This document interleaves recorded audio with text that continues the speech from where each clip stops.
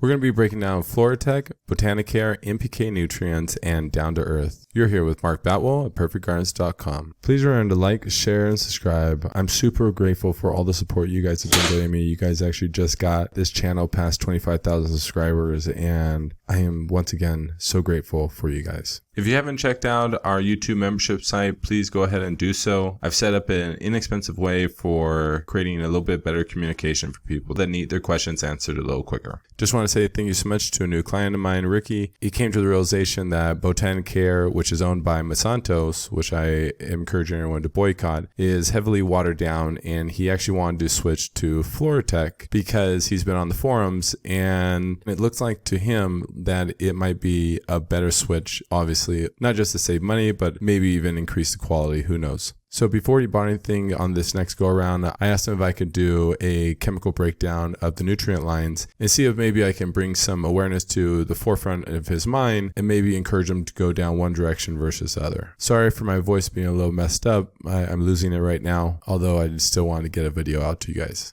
Okay, so real quick, what I've been doing with these nutrient lines, guys, is if it's in red, obviously I don't recommend it. Well, if it's in red, it's because it does not fall in the natural pathway of the nitrogen cycle, right?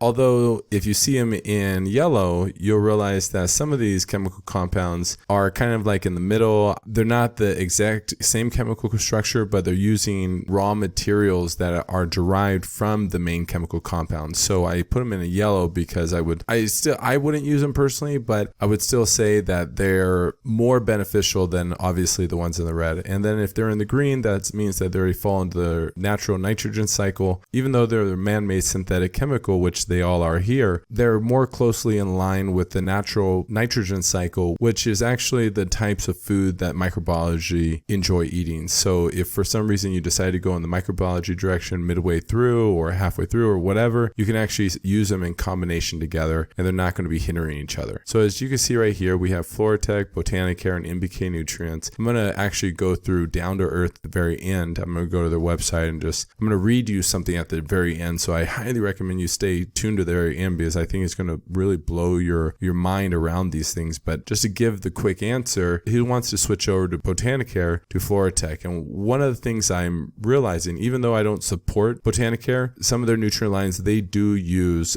some more of a healthier or better chemicals than the other ones, especially the ones that he's using. He's using the Pure Blend Pro and Grow, and the Pure Blend Pro soil formula, the CalMag Plus, the Liquid Karma, and the Silica Blast. And by him switching over to the Floraflex, these are completely different types of nutrients or chemicals. And the thing I would and kind of bring his awareness to the surface is that if everything's not working right, or he falls behind on his watering, I could be wrong on this, but he's probably going to be running into some real serious issues with Floraflex. It's a really high salt-based fertilizer content, and if you allow your soil or whatever you're using to dry back too quickly, salts will bind in your root zone. And before you know it, you're going to have nutrient lockout or nutrient deficiencies. You're going to flush, and then they're all going to become available, and then you're going to fry your plants. I'm not saying that's going to happen every time. And I'm not going to say you're going to fall behind on your watering cycle. And this, now I'm talking to general and just everyone in general. I'm not going to say anyone that wants to use Floraflex, they might be getting great results, but I'm pretty sure this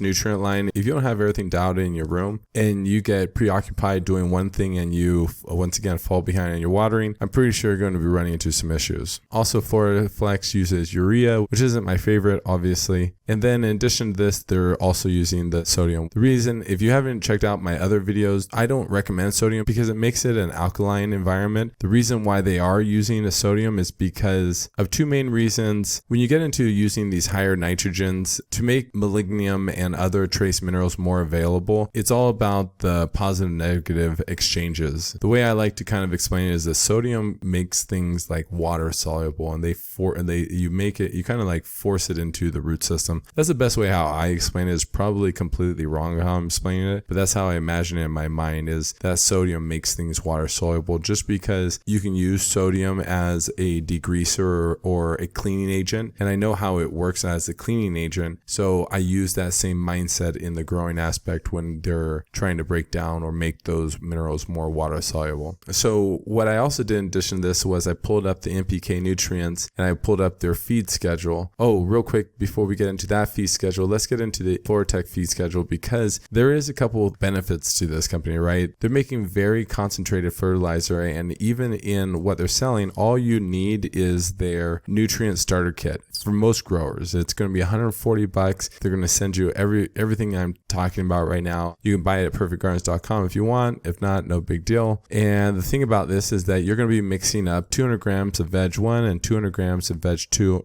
not in the same gallon. You're going to be mixing a highly concentrated gallon, and then you're going to be siphoning it off at a 1:100 ratio if you're on a drip irrigation system. If you're not on a drip irrigation system, you're still going to mix up 200 grams in 1 gallon, 200 grams in another gallon of the V1, V2, or the B1, B2, whatever stage you're in. As you can see right here, it's V1 plus V2 equals 400 grams. You're not going to mix those two gallons together. That will make those salts bind together. You're then going to draw 19 mLs of V1 and 19 mLs of V2, and you're going to mix that in the same gallon. So there'd be a total of roughly 38 mLs of nutrients in that 1 gallon. And then at that point, you would feed to your plants. If you needed 100 gallons, you would just take 100 times 1900 mLs and 100, and same thing down here. Put it in your main reservoir and feed it to your plants. I'm not sure how all your systems are set up, so you have to mentally think through this process. If you need help, let me know. I do more in-depth one-on-one on the VIP growth coaching side, or just on the YouTube membership site as well if you want to join. If you come over to the NPK Nutrients, you're going to have Veg A, B, phosphorus, CalMag, amino acid, and enzymes, which obviously I'm letting you know firsthand, you're definitely going to be spending a little bit more money. I'd probably say you're going to be spending about $200, maybe $220 on the same amount to mix up the same amount of batch. Let's just say like same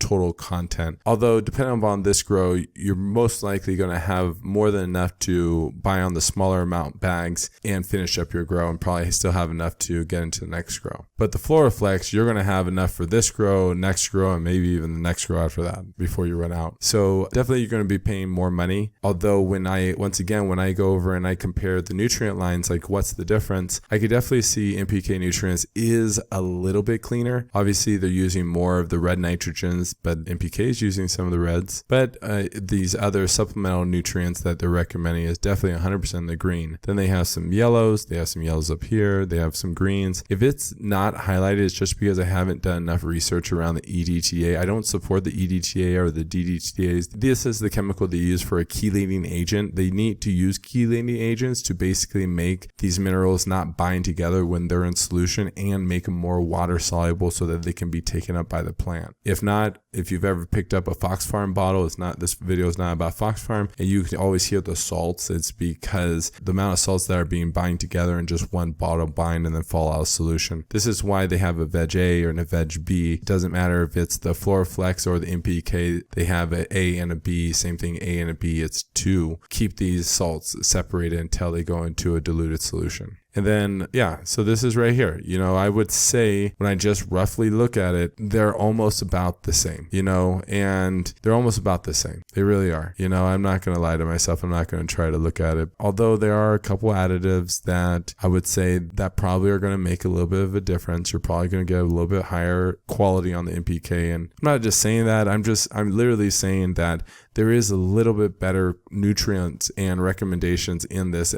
I don't know. I would just at this point make an assumption, and remember, if I make an assumption, I could be making an ass out of me and you, and I don't want to do that. But at this point, I'm making an assumption. I would have to say that it'd be a really nice, if anyone's out there that is doing a Floraflex or a NPK side by side, I'd love to see the difference in the quality. In my mind, I bet NPK might come off with a little bit better, cleaner product, especially with that urea. And also, I'd love to see the in finished product. They're only using it as a foliar, so it probably won't make that big of a difference. Okay, so obviously when we go down the NPK Nutrients on the cost, as you can see right here, the smaller bags, the 2 ounce are going to be $7.50. If you do up to the 2 pound, I believe they're about $28. So you're going to need each of these. That's going to be $120. Then you jump over into the phosphorus. And the phosphorus and all the other products, you're not going to need a lot of it. You're probably going to be actually only need, let's say, an 8 ounce. So that's $28. Okay, so the enzyme is not using a lot of nutrients. So depending upon your reservoir size, come over here,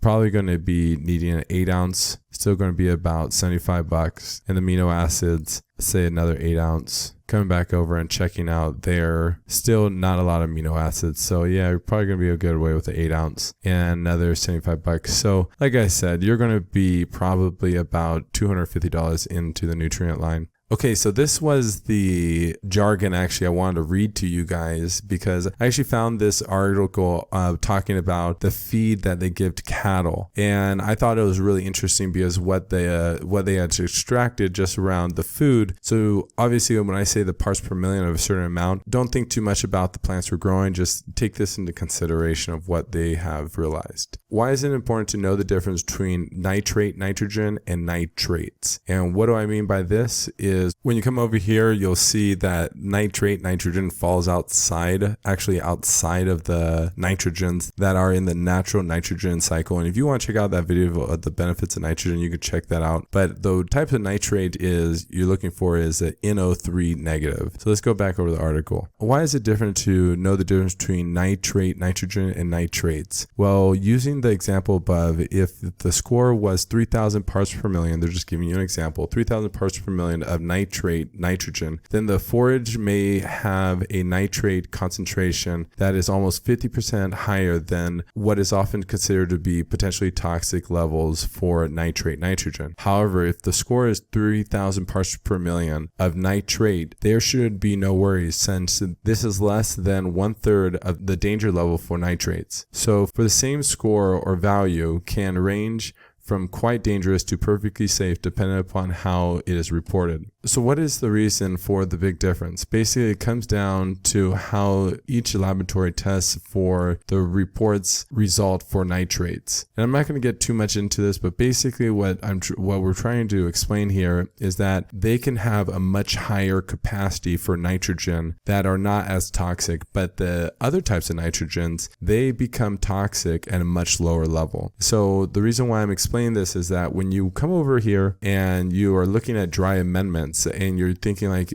for me at least, when I started to initially look at this, I was like, man, this is kind of complicated. Back guano, blood meal, how do I know what to give what, And it wasn't until I started to come to the realization that the microbiology actually has a lot of control over this stuff. And just because you put it in your soil doesn't mean that it is available. And the microbiology will actually determine when it is available in the right dosages, because they're all alive and they're all kind of like to create their own community. And if we kind of leave them alone and kind of just give them clean water, they will continue to keep accessing things based upon what they need. So for me, this is how I kind of alleviate the stress of how to decide when I'm thinking about the amendments I'm putting into my soil. First off, I want to kind of get the basics in there. I want to definitely know the NPK, right? Like that's needed. And then I also want to be aware that certain other amendments, let's say like bone meal, very often they're going to be like, okay, it has nitrogen, but bone also has iron in it, because bone, when you look at the molecule of blood, just like how chlorophyll, the center molecule is magnesium, for a blood cell, it's actually iron. So blood meal will actually have more than just nitrogen. Well, it will actually have an arrangement of trace minerals in there. Through those trace minerals, the microbiology is capable of actually making other trace minerals, because microbiology just keeps breaking down and making things smaller and smaller, making these other trace minerals more available in your soil. So for me, like if I was just looking at winging it, not knowing really what I would say I know what I'm doing, but just at the store, like what should I buy, right? I'm going to look at the alfalfa meal. That might be interesting. The azomite is going to be some rock minerals. I probably wouldn't recommend azomite just because I know the mine where they're getting it from is, in my viewpoint, is deleted. I'd recommend accelerite, which is, I'm not sure if they're even still in company, but I think it's a little bit better product. If you don't want either of these and you want to provide them with liquid trace minerals, then you can check out Drops of Balance.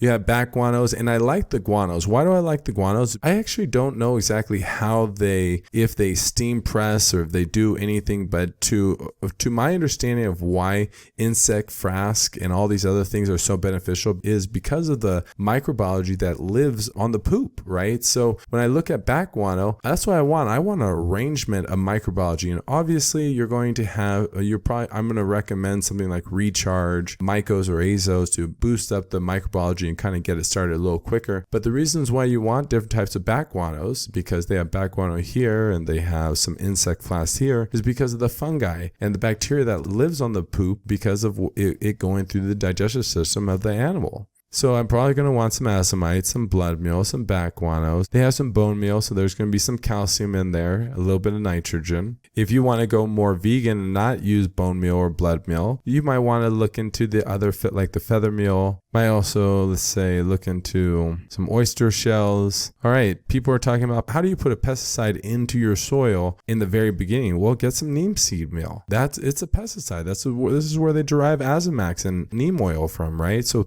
amend your soil with it in the beginning. Probably a little green sand. I already broke down a lot of these things in other videos, so I'm not going to do it now, but you're going to want some langonite. That's going to be for some flowering. That's going to be a lot less than the calcium. I talk about why you don't want calcium later into flowering in other videos, so this is why you're going to want this one more into flowering. Then you have some rock phosphate, some seabird guano, and then some soybean meal. And you might want to actually look into why you want shrimp meal, actually. And shrimp meal, there's actually this other, what do they call it? It's chitlin, I think the video was on. We were talking about a specific type of thing that they extract from actually shrimp and other stuff on the shell, and I'm pretty sure there's probably, it's like chitlin. The bottle was like $200. It was super expensive. I can't remember the brand name actually. Even though I like the product, I think you probably get the same result if you add this into your soil. Obviously, when you buy these things, this is part of the recipe of cooking, right? You're going to go in there, you're going to amend your soil, you're going to be kind of relieved that the microbiology is going to be doing a lot of work for you. But then when you put all your stuff in there and from this point, you just give good, clean, mineralized water, always throw out the drops of balance thing. Then from that point forward, you might want to maybe do at times some microbiology teas. For example, the reason why I like that is because as you're transitioning, you can start to boost up different like langonite. You might throw a little bit in the beginning, but you might want to jack it up as you go later into flowering. Well, you make your teas out of this, and then you hand or pump them to your plants. That makes your microbiology and your minerals a lot more water soluble and kind of speeds up the process, because all of these things don't really become bioavailable in the soil for roughly about 2 weeks. It takes the microbiology about 2 weeks to make these things alive. So you kind of have to prepare the soil, put it in there. You might see a little bit of deficiencies in the first week or so, but once you get things going and you keep reusing your soil, your humic layer only gets better and better, and it's only capable of actually retaining more trace minerals. All right, so I hope this video was somewhat helpful in kind of breaking down a couple nutrient lines and understanding the difference, because there's not, in my viewpoint, a big difference between Floraflex and NPK. A little bit. Not much. I love to see a side by side. Botainicare, if you actually really like the quality off the Botainicare, you're probably not going to get the same quality off of Floraflex and NPK. I'm almost can guarantee you there's going to be something different happening. But I agree with you. I don't support Botainicare. I'm super proud of you getting away from the nutrient line, because we can't be giving our money away to these international conglomerate corporations that don't take responsibility for bad decision making. All right, guys, please remember to like, share, and subscribe. Have a great grow, everyone. So, fungi eat dead things. Fungi are a kingdom in their own right. Fungi are more related to animals than to plants because they have to eat other organisms. Fungi produce enzymes, amino acids, to break down rocks into soil. Scientists look for different fungi because of the compounds, amino acids,